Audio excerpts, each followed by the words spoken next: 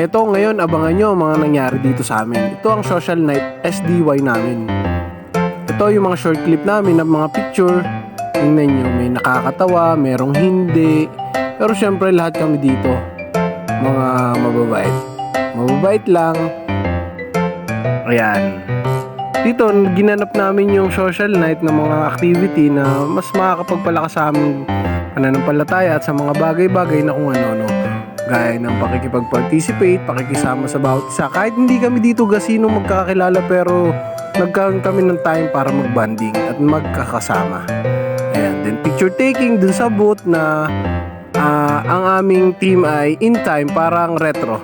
In Time, back to the 70s, 80s, ganon.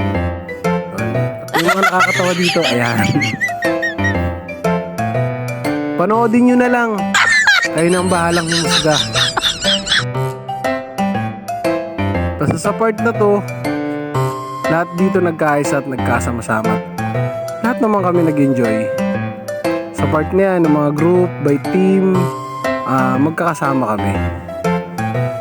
Hanggang sa natapos na, hanggang in-enjoy na lang namin ang bawat oras.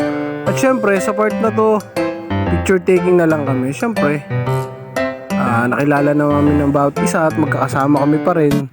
Hanggang sa umalis na rin kami dito. Syempre, nagpaalam na rin kami ni Brother Moises at lumalalim ng gabi kasi sila overnight staying. At yan lang mga kaganapan dito. Syempre, wala namang ibang bida dito kundi ang ating Panginoon.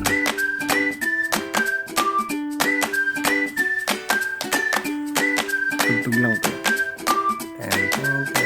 At sa lahat ng mga sumubaybay, maraming salamat.